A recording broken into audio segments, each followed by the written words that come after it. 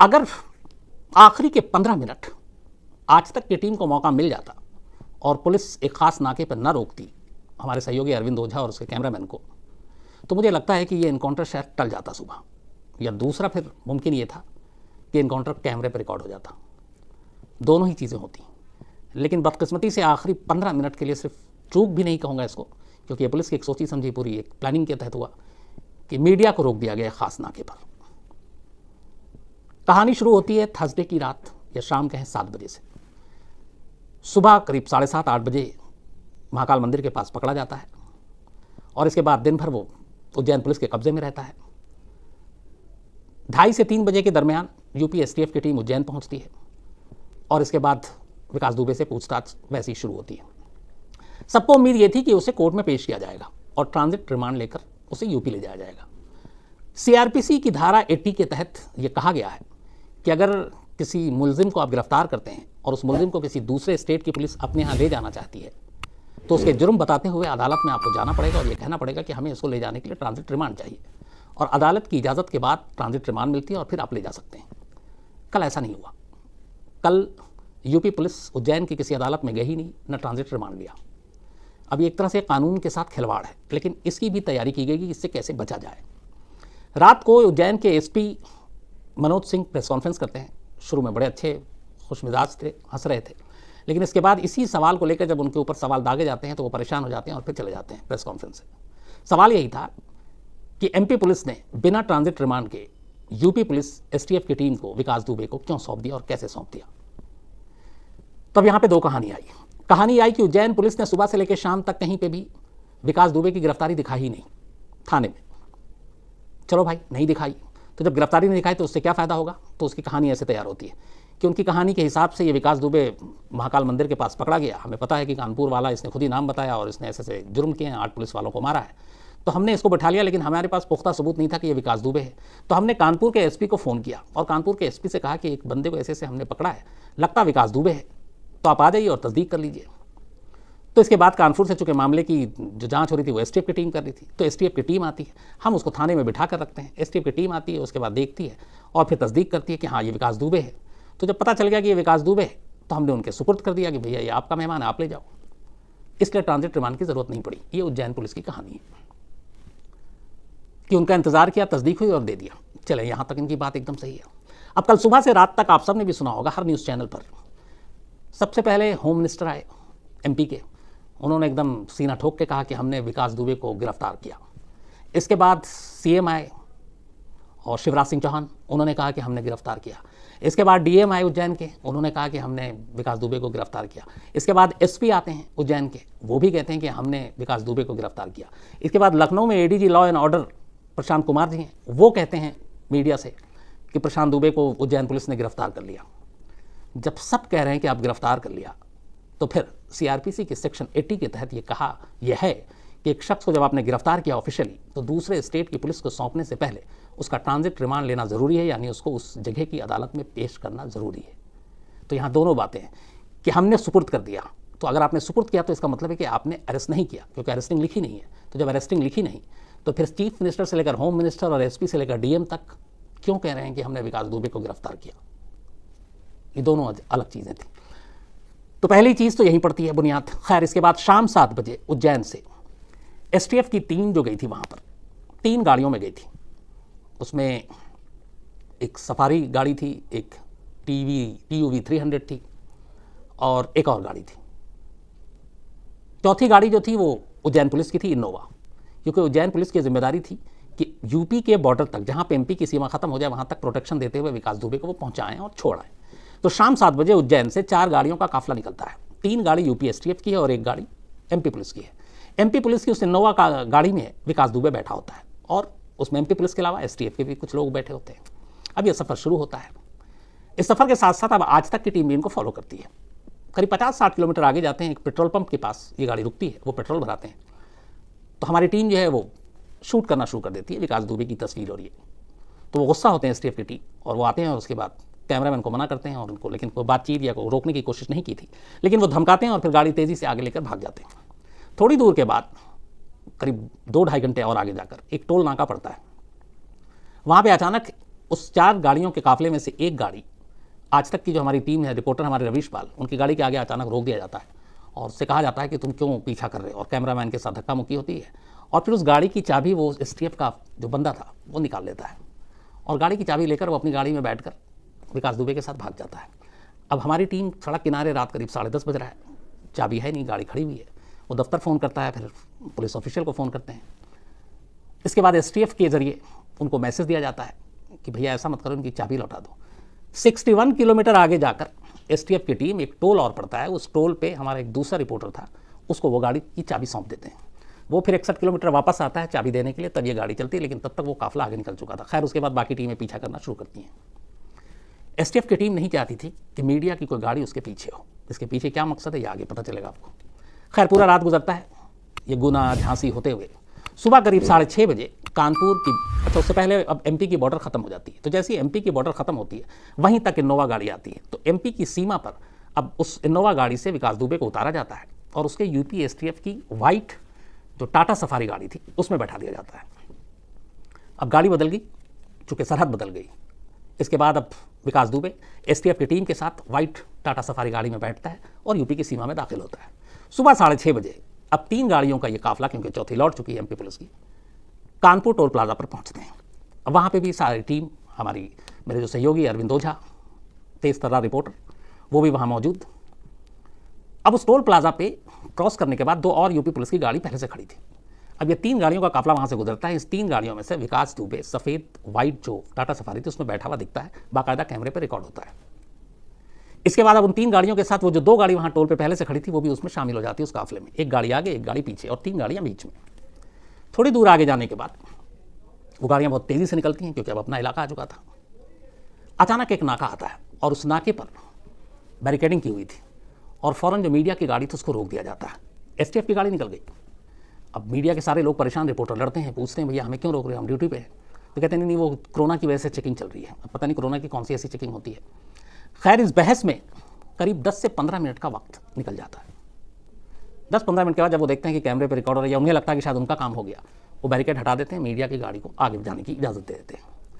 वहाँ से करीब 10 किलोमीटर आगे जैसी ही मीडिया की गाड़ी पहुँचती है तो हैरान हो जाती है देखकर कि सड़क किनारे उनमें से एक गाड़ी जो उज्जैन से चली आ रही है, जिसका लगातार पीछा किया गया, जो कैमरे पर है, वो सड़क किनारे पलटी हुई है। और वो गाड़ी थी TUV 300 महिंद्रा की, जिसमें STF के लोग बैठे हुए थे। वहाँ पे कुछ पुलिस वाले खड़े थे, तो पूछा गया कि ये क्या हुआ, तो पुलिस वाले ने कहा एक्सीडेंट हो गया है, गाड़ी स्लिप कर गई और पलट गई, और पलटी हुई गाड़ी थी और एक्सीडेंट के बाद यहाँ। तो फिर बोला यहाँ तक तो ठीक था। अब रिपोर्टर को भी ये लगा कि हटाओ, एक्सीडेंट हुआ है। बाकी के कोई जो STF के लोग थे वो वहाँ पे उस गाड़ी के आसपास नहीं, और बाकी STF की दोनों गाड़ियाँ जो थी वो भी वहाँ पे नहीं थी, सिर्फ एक यही गाड़ी पलटी हुई थी, TUV 300। तो टीम आगे ही बढ़ती, तब तक एक पुलिस वाले ने कहा कि ये गाड़ी पलटी और इसमें से विकास दुबे ने भागने की कोशिश की। एक पुलिस वाले का पिस्टल छीन लिया, जवाब में पुलिस की टीम उसके पीछे भागी, उसने सरेंडर नहीं किया, उसने गोली चलाई, जवाब में पुलिस ने गोली चलाई और विकास दुबे घायल हो गया। इसके बाद उसको घायल विकास दुबे को हॉस्पिटल ले जाया गया। जैसे ये कहानी सुनी तो सब रिपोर्टर के कान खड़े हो गए। उन्होंने कहा कि अभी 10 किलोमीटर पहले हम लोगों ने देखा है कि विकास दुबे वाइट टाटा सफारी गाड़ी में बैठा हुआ है। जिस गाड़ी का एक्सीडेंट है जो पलटी हुई वो TUV 300 है, एक्सीडेंट TUV 300 का हुआ है। विकास दुबे गाड़ी में जो बैठा हुआ है वो टाटा सफारी है, तो फिर वो इस गाड़ी के एक्सीडेंट से उसका क्या लेना देना।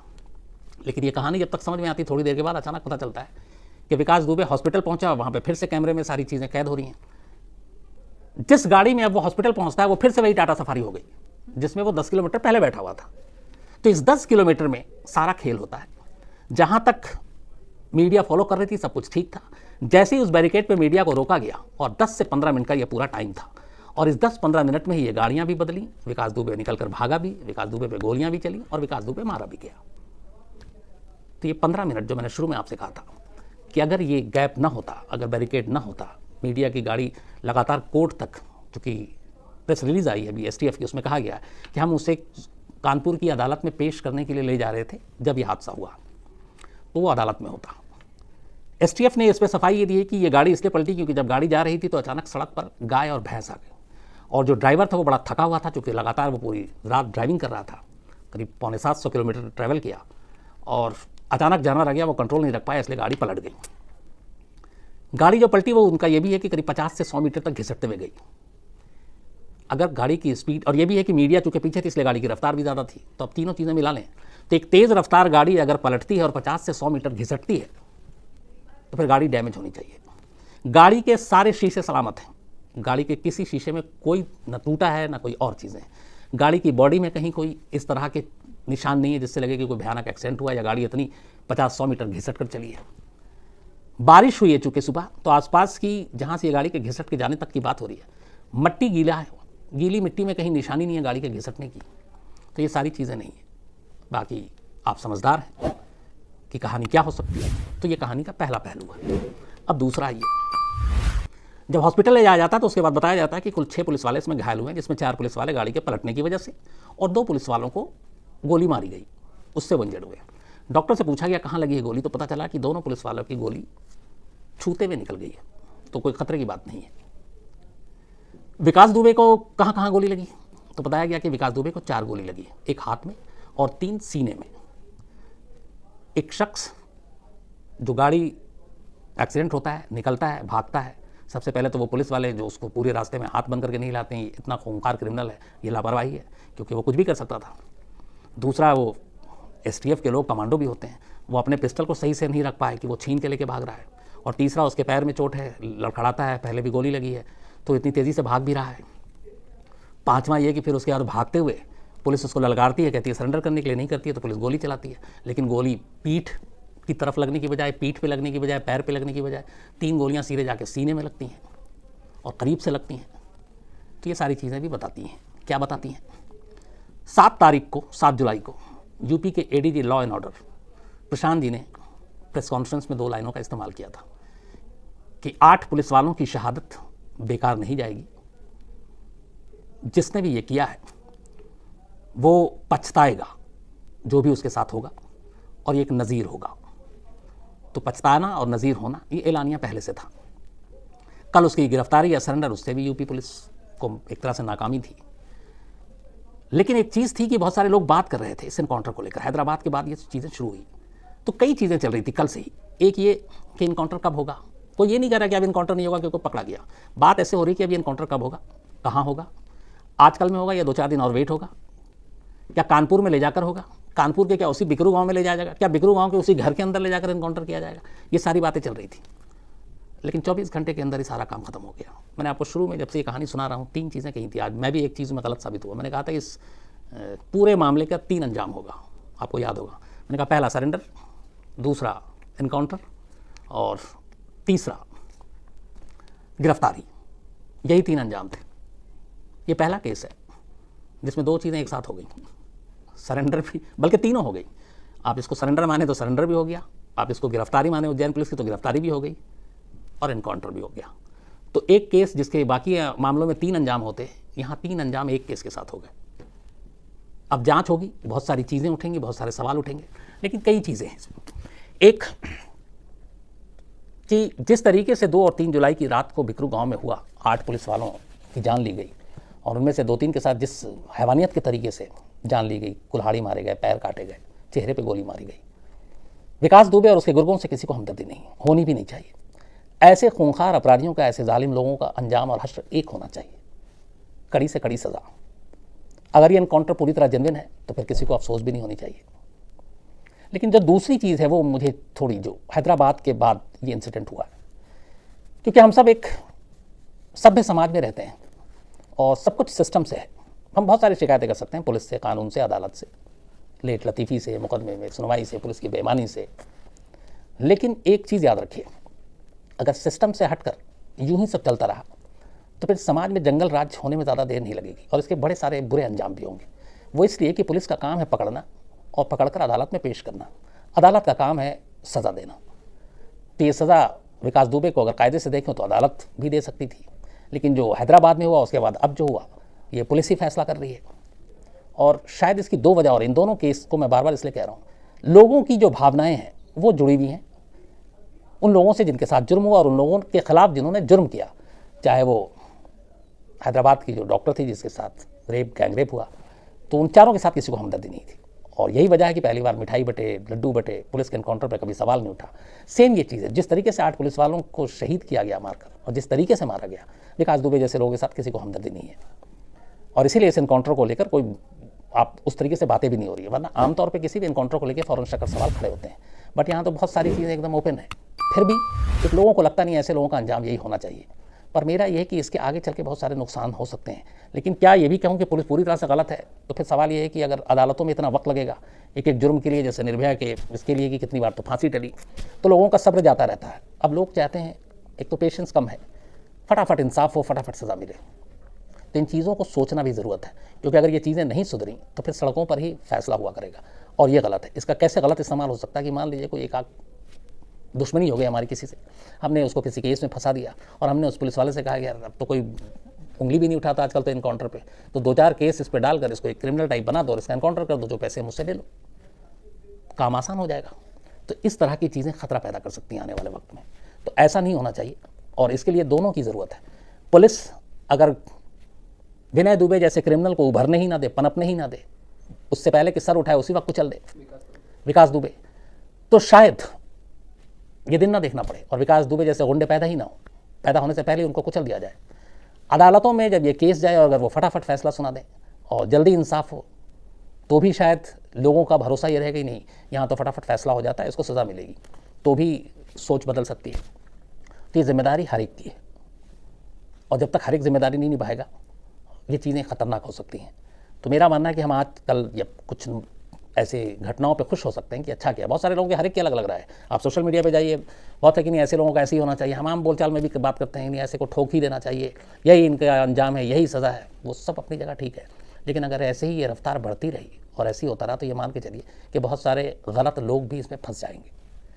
जो मुजरिम हैं, जो गुनहगार हैं, जो विकास दुबे जैसे लोग हैं, उनकी सज़ा उनको मिलनी चाहिए, सख्त से सख्त मिलनी चाहिए, लेकिन एक सिस्टम और एक उसके ज़रिए, वरना फिर हमारी जो सिविलाइज सोसाइटी है इसका बैलेंस बिगड़ सकता है। तो ये थी पूरी कहानी। और पिछले करीब लास्ट फ्राइडे, एक हफ्ता तो हो गया, आज फ्राइडे ही है, से हम विकास दुबे ही बात कर रहे थे, और मुझे लगता है कि अब इनकाउंटर भी खत्म हो गया, और इस इनकाउंटर के साथ अब वो सवाल भी सारे खत्म हो गए कि कौन उसको पालता था, कौन पोसता था, कौन पुलिस वाले दोस्त थे, कौन नेताओं के सर पे हाथ था। इससे एक फ़ायदा ये भी हो गया कि अब ये सारे राज जो हमेशा के लिए राज रहेंगे, दफन हो गए। अब इन सवालों के जवाब हमारे सामने नहीं आएंगे। ये भी इसका एक पहलू है। तो एक हफ्ते से चल रहा था, अब इसमें कुछ चीज़ें आएंगी, पर आप मान के चलिए कि विकास दुबे से जुड़ी हुई बाकी चीज़ें अब कुछ ऐसी नहीं आएंगी कि किसी नेता के खिलाफ कोई एक्शन लिया गया है, बाकी पुलिस वाले और इसमें बेपर्दा होते हैं, बेनकाब होते हैं। अब ये चीज़ें ख़त्म, और मुझे लगता है इसके साथ ही विकास दुबे की कहानी भी ख़त्म। तो क्राइम की दुनिया में यही होता है, और हम जैसे क्राइम रिपोर्टर के साथ भी यही होता है कि हर बार कुछ ना कुछ नया होता है, फिर अलग होता है, फिर हम किसी एक केस पे रहते हैं, फिर आगे निकल जाते हैं, कभी निर्भया आता है, कभी कुछ और आता है, अभी विकास दुबे चल रहा था, तो एक कहानी का चैप्टर ये भी क्लोज। तो उम्मीद है कल या अगले हफ्ते से हम वापस अपनी कहानी के ढर्रे पे लौटेंगे और